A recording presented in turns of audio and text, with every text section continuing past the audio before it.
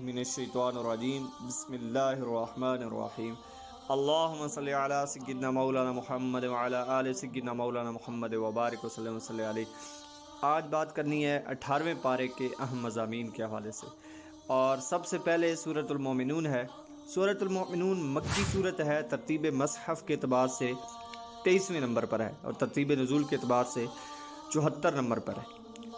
سورت کی ابتدا میں اسلامی پاکیزہ معاشرے کے قیام کے لیے ناگزیر مومنانہ صفات اور اخلاقی خصال کا ذکر بیان فرمایا۔ اس صورت میں دلائل توحید، رد شرک، تخلیق انسانی کے مراحل اور پچھلی امتوں کی ہلاکت کے واقعات بیان ہوئی ہیں۔ ابتدائی 11 آیات تعلیمات اسلامی کی جامع ہیں۔ ان میں فلاح یافتہ اہل ایمان کی یہ صفات بیان کی گئی کہ نمازوں میں خشوع و خضوع ہوتا ہے، ہر قسم کی بیہودہ باتوں سے لا تعلقی، زکوٰۃ کی ادائیگی، اپنی پاک دامنی کی حفاظت، امانت عہد کی پاسداری، نمازوں کی پابندی۔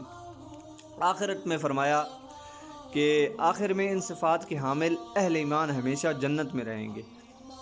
آیت نمبر 13 سے انسانی تخلیق کے مدارج کو بیان کیا، یعنی نطفہ، پھر علقہ یعنی جمع ہوا خون، پھر گوشت کا لوتھڑا بنتا ہے اور پھر گوشت اور ہڈیوں پر مشتمل جسم کی تشکیل ہوتی ہے۔ اس کے بعد فرمایا یہی خالق و مالک موت کے بعد آخرت میں دوبارہ زندہ کرے گا۔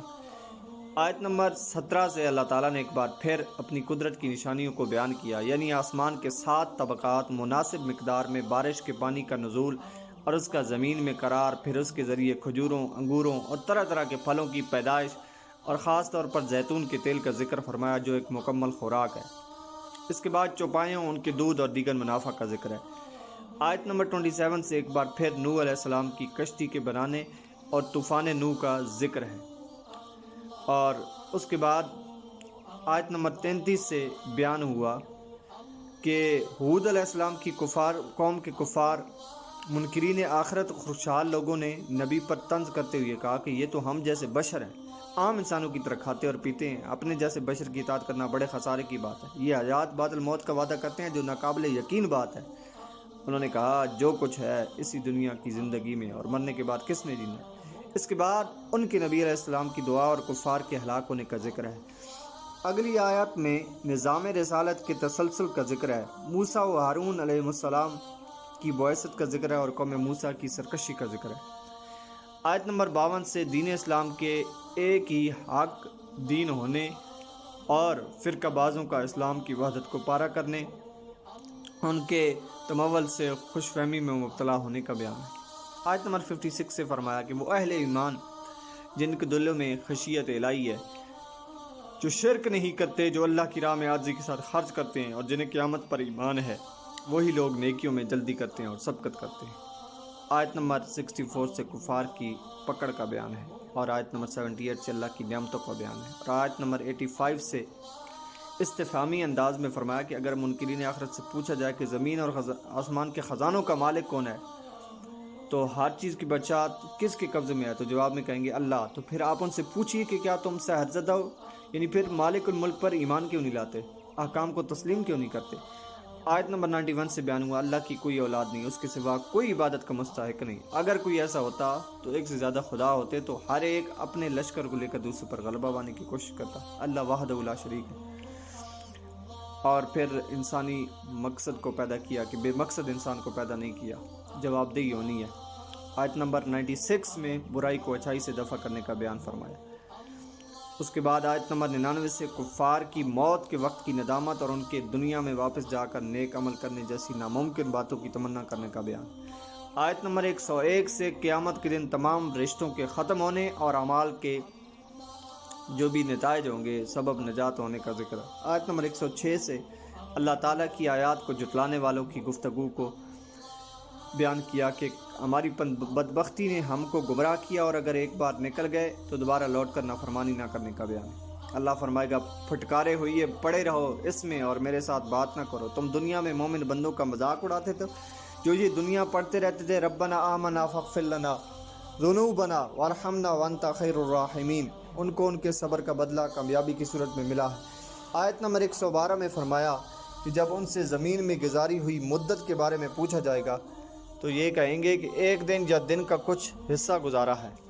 آخری آیت میں امت محمدیوں کو استغفار کرنے اور رحم کی دعا مانگنے کا حکم دیا گیا ہے۔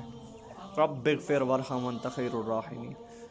یہاں سے آگے سورۃ النور سٹارٹ ہو رہی ہے۔ سورۃ النور مدنی صورت ہے، ترتیب مصحف کے اعتبار سے 24 نمبر پر، جبکہ ترتیب نزول کے اعتبار سے 102 نمبر پر صورت ہے۔ اس صورت کی ایک آیت میں نور کا ذکر ہے، یا یہ کہ صورت میں تمام انسانوں کی تمدنی اور اجتماعی حیات کے اصول و احکام منور اور روشن کر دیے، اس لیے اس کا نام نور رکھا گیا ہے۔ زنا کی حد، مشرکین سے نکاح کی ممانعت، حد قذف، لعان، مومنین کی سیدہ عائشہ رضی اللہ تعالیٰ عنہ صدیقہ پر لگائی گئی تہمت کا جواب، اپنے اور پرائے گھروں میں داخل ہونے کے آداب، اخلاقیات، پردے کے متعلق احکام، نکاح کے احکام، بارگاہ مصطفی صلی اللہ تعالیٰ علیہ وسلم کے آداب اور اللہ تعالیٰ کی وحدانیت کا بیان ہے۔ سورہ نور میں اللہ نے خانگی اور معاشرتی احکام کو بیان فرمایا۔ ابتدائی آیات میں زنا کرنے والے غیر شادی شدہ مرد عورت کو سزا کو بیان کیا، ان کی سزا 100 کوڑے ہیں، اور صاحبان اقتدار اہل ایمان کو کہا گیا کہ تمہیں اس سزا کے نفاذ میں ان پر رحم نہیں آنا چاہیے، اور تمہاری ایک جماعت کو اس سزا کے نفاذ کے وقت موجود رہنا چاہیے۔ آیت نمبر 4 سے بیان کیا، جو لوگ پاک دامن عورتوں پر زنا کی تہمت لگائیں پھر اس کے ثبوت میں 4 گواہ نہ پیش کر سکیں تو تم ان کو 80 کوڑے مارو اور ان کی شہادت کو کبھی قبول نہ کرو، یہی لوگ فاسق ہیں، سوائے ان لوگوں کے جو اس کے بعد اللہ تعالیٰ سے توبہ اور اصلاح کر لیں۔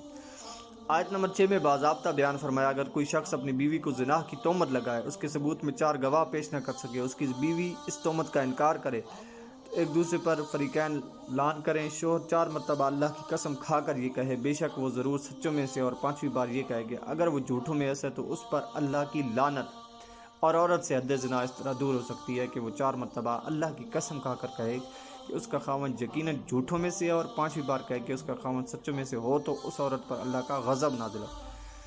آیت نمبر 11 تا 16 تک حضرت عائشہ صدیقہ رضی اللہ تعالیٰ عنہ پر جو منافقین نے تہمت لگائی تھی اس کی جانب اشارہ فرمایا، اور ان چیزوں کا سدباب کیا جو معاشرے کی بگاڑ کا باعث ہو سکتی ہیں، اور جن منافقین نے یہ تہمت لگائی تھی ان کا پردہ فاش کیا، جو مسلمان منافقین کے بچھائے ہوئے حسین جال میں پھنس گئے تھے، ان پر بھی عتاب فرمایا، اور ان کو تنبیہ کی کہ وہ آئندہ ہوشیار رہیں اور منافقین کے کہنے میں نہ آئیں۔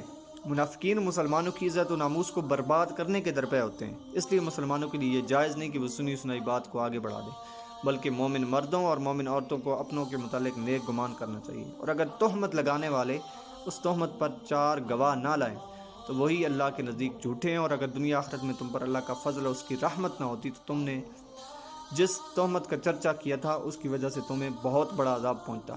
تم نے اس کو سنتے ہی یہ کیوں نہ کہا کہ ایسی بات کرنا ہمارے لیے جائز نہیں ہے، اے اللہ تو پاک ہے، یہ تو بہت سنگین بہتان۔ آیت نمبر 19 سے یہ فرمایا کہ جو لوگ یہ چاہتے ہیں کہ ایمان والوں میں بے حیائی کی بات پھیلے ان کے لیے دنیا اور آخرت میں دردناک عذاب ہے۔ آیت نمبر 21 سے فرمایا، اے اہل ایمان، شیطان کے قدم بقدم نہ چلو، کیونکہ جو شخص شیطان کے قدم بقدم چلے گا تو بے شک شیطان بے حیائی برائی کے کاموں پر ابھارتا ہے۔ آیت نمبر 22 میں رشتہ داروں مسکینوں کی دل آزاری کے سبب ان پر خرچ کرنے سے ہاتھ نہ روکنے، معاف کرنے اور درگزر کرنے کا بیان ہے۔ آیت نمبر 23 سے پاک دامنی بے خبر ایمان والی عورتوں پر بدکاری کی تہمت لگانے والے کی دنیا آخرت میں لعنت اور بڑے عذاب کا بیان ہوا۔ آیت نمبر 26 میں بری باتیں برے لوگوں کے لیے اور بری باتوں کے لیے ہیں، اچھی باتیں اچھے لوگوں کے لیے اور اچھے لوگ اچھی باتوں کے لیے، وہ اچھے لوگ ان تہمتوں سے بری ہیں۔ آیت نمبر 27 سے فرمایا، مسلمانوں کے لیے ایک دوسرے کے گھروں میں بلا اجازت داخل ہونا جائز نہیں، اجازت لے کر اور سلام کریں، اور اگر ان سے کہا جائے کہ لوٹ جاؤ تو انہیں واپس چلے جانا چاہیے۔ ہاں اگر کسی کے گھر میں لوگوں کی رہائش نہ ہو اور وہاں مسلمانوں کی کوئی چیز ہو تو وہاں داخل ہونے میں کوئی حرج نہیں، جیسے پبلک مقامات ہوتے ہیں۔ آیت نمبر 30 سے مسلمان مردوں کو یہ حکم دیا کہ وہ اپنی نگاہیں نیچی رکھیں، اپنی شرمگاہوں کی حفاظت کریں۔ اسی طرح مسلمان خواتین کو حکم دیا وہ اپنی نگاہیں نیچے رکھیں اور اپنی عصمت کی حفاظت کریں، اپنی زیبائش کو ظاہر نہ کریں، جسم کے جس حصے کا پردہ ممکن نہ ہو جیسے ہاتھ اور پیر، ان کے سوا باقی جسم کو ڈھانپ کر رکھیں، اور اپنے گریبانوں کو دوپٹوں سے چھپائے رکھیں، اور اپنے خاوند، محارم، اپنے نوکروں، کم عمر ناسمجھ بچوں کے سوا اپنے بناؤ سنگار کو کسی کے سامنے ظاہر نہ کریں، اور زمین پر زہر سے پاؤں مار کر نہ چلے تاکہ ان کی پوشیدہ زینت ظاہر نہ ہو، اور ان تمام برائیوں سے اللہ تعالیٰ کی بارگاہ میں توبہ کرنے میں کامیابی۔ آیت نمبر 32 سے فرمایا، تم اپنے بے نکاح مردوں اور عورتوں کا نکاح کر دو اور اپنے باصلاحیت غلاموں اور باندیوں کا، اگر وہ فقیر ہوں تو اللہ ان کو اپنے فضل سے غنی کر دے گا۔ جو نکاح کی گنجائش نہیں رکھتے وہ اپنی عفت اور پاکیزگی برقرار رکھیں حتیٰ کہ اللہ انہیں اپنے فضل سے غنی فرما دے۔ آیت نمبر 33 میں مکاتبت کی خواہش رکھنے والے غلاموں سے معاملہ کرنے کا بیان فرمایا۔ اس کے بعد لونڈیوں کو بدکاری پر مجبور کرنے کی ممانعت کا بیان ہے۔ آج کل گداگری کے ٹھیکیداری سسٹم میں بھی یہی اکراہ کی صورت پائی جاتی ہے، یعنی ان کو سوال جیسے گناہ پر مجبور کیا جاتا ہے۔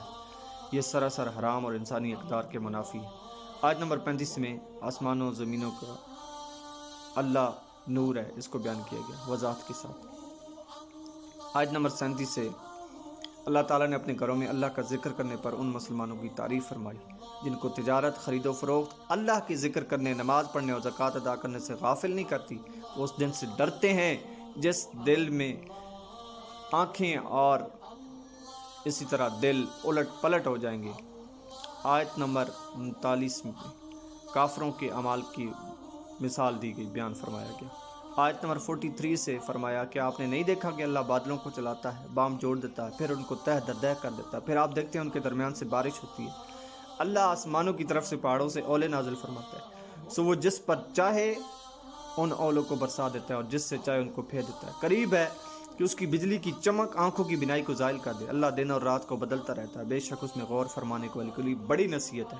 آیت نمبر 45 میں تمام جانوروں کو پانی سے پیدا کرنے، جانوروں کی مختلف اقسام کا بیان فرمایا۔ آیت نمبر 47 سے منافقین کی دوہری پالیسی پر تنبیہ فرمائی کہ وہ یہ کہتے ہیں کہ ہم اللہ اور اس کے رسول صلی اللہ تعالیٰ علیہ وسلم پر تو وہ آپ کی فرمانبرداری کرتے چلے آتے ہیں۔ آیا ان کے دلوں میں نفاق کی بیماری ہے یا وہ شک میں ہیں یا ان سے ڈرتے ہیں کہ اللہ اور اس کے رسول ان پر ظلم کریں؟ اور مومن تو اللہ اور اس کے رسول صلی اللہ علیہ وسلم کی بات مان کر اطاعت کرتے ہیں، وہی کامیاب ہونے والے ہیں۔ آیت نمبر 51 میں فرمایا جو اطاعت کرتے ہیں وہی کامیاب لوگ ہیں۔ اور اس کے بعد آیت نمبر 53 میں فرمایا منافق اللہ کی خوب پکی قسمیں کہا کر کہتے ہیں کہ وہ جہاد کے لیے ضرور نکلے گے۔ آپ کہیں کہ زیادہ قسمیں نہ کھاؤ، تمہاری اطاعت کی حقیقت ہمیں معلوم ہے۔ آیت نمبر 55 میں اہل ایمان کو یہ بشارت ہے کہ اللہ تمہیں زمین میں ضرور خلافت عطا فرمائے گا۔ نماز قائم کرو، زکوٰۃ ادا کرو، اطاعت پر ڈٹے رہو، خوف اور پریشانی کو حالت امن و سکون سے اللہ بدل دے گا۔ آیت نمبر 58 سے پردے کے احکام کی وضاحت فرمائی کہ تمہارے نوکروں اور نابالغ بچوں کے لیے بھی 3 اوقات میں اجازت حاصل کرنی ضروری ہے۔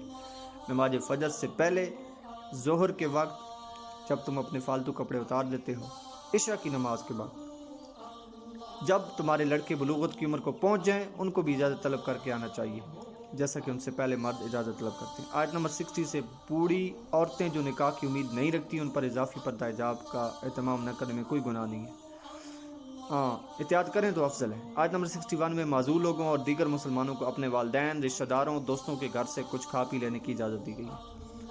اس کے بعد اکیلے اور مل کر کھانے کی اجازت اور گھر داخل ہوتے وقت گھر والوں کو سلام کرنے کا بیان ہے۔ آیت نمبر 62 میں انتظامی آداب کا بیان فرمایا کہ مومنین صرف وہ ہیں جو اللہ اور اس کے رسول پر حقیقتاً ایمان رکھتے ہیں۔ آیت نمبر 63 میں بارگاہ رسالت کے آداب گفتگو، انداز خطاب کا ذکر فرمایا اور نبی کریم صلی اللہ تعالیٰ علیہ وسلم کی نافرمانی پر مرتب ہونے والے عذاب سے ڈرایا گیا کہ اگر نافرمانی کرو گے رسول صلی اللہ علیہ وسلم کی کہ تم رسول صلی اللہ علیہ وسلم کے بلانے کو ایسا قرار نہ دو جس طرح تم آپس میں ایک دوسرے کو بلاتے ہو، جو کچھ رسول اللہ صلی اللہ علیہ وسلم کے حکم کی خلاف ورزی کرتے ہیں وہ اس سے ڈریں کہ انہیں کوئی مصیبت پہنچ جائے یا انہیں کوئی دردناک عذاب پہنچ جائے۔ آگے سورۃ الفرقان ہے، مکی صورت ہے اور ترتیب مصحف کے اعتبار سے 25ویں نمبر پر جبکہ ترتیب نزول کے اعتبار سے 42 نمبر پر۔ اس کے اندر اس کا نام سورۃ الفرقان رکھا گیا ہے۔ سورت میں توحید، رسالت، جلالت قرآن، رد شرک، آخرت کے دلائل کا ذکر ہے۔ کافروں کے مقابلے میں ثابت قدم رہنے، نیکوکاروں کی مدح و ستائش، بدکاروں پر نزول عذاب کا بیان ہے۔ سورہ فرقان کے شروع میں اللہ تعالیٰ کی جلالت، توحید، اولاد کی نسبت، شرک سے برات کا اظہار، کفار کے باطل معبودوں کے مخلوق ہونے، اپنے لیے نفع اور نقصان مالک نہ ہونے اور موت و حیات کا مالک نہ ہونے کا ذکر ہے۔ آیت نمبر 4 سے اس بات کا بیان ہے کہ کفار نے قرآن مجید کے کلام الہی سے ہونے کا انکار کیا، اسے رسول اللہ صلی اللہ علیہ وسلم کا خود ساختہ کلام کر دیا۔ تو پچھلے لوگوں کی کوئی افسانوی کہانیاں ہیں جو انہوں نے لکھوا لی ہیں۔ کفار مکہ کے اس اعتراض کا بھی ذکر ہے کہ یہ رسول کھانا کھاتے ہیں، بازاروں میں چلتے ہیں، ان کی تائید کے لیے فرشتہ کیوں نہ اتارا گیا، انہیں کوئی خزانہ اور باغات کیوں نہ عطا کیے۔ انہوں نے اللہ کے رسول کو سرزدہ کہا اور قیامت کے دن کو جھٹلایا۔ اللہ تعالیٰ نے ان کی بے تکی باتوں میں رد فرمایا اور قرآن کو اللہ کا کلام کہا کہ یہ پہلے رسول بشری تقاضے کے تحت کھانا بھی کھاتے تھے، اپنی ضرورت کے لیے بازار بھی جاتے تھے۔ آیت نمبر 12 سے کفار کے لیے عذاب جہنم اور سختیوں کو بیان کیا اور آیت نمبر 17 سے کفار اور ان کے معبودوں کے اکٹھے ہونے، معبودان باطل سے اللہ کے بندوں کو گمراہ کرنے کے بارے میں استفسار، اور معبودان باطل کا سارا الزام کفار پر لگانے کا ذکر فرمایا۔ یہ اہم مضامین تھے 18 پارے کے۔ انشاءاللہ اگلی ویڈیو کے اندر 19ویں پارے کو بیان کیا جائے گا۔ اللہ رب العزت سمجھ و عمل کی توفیق عطا فرمائے۔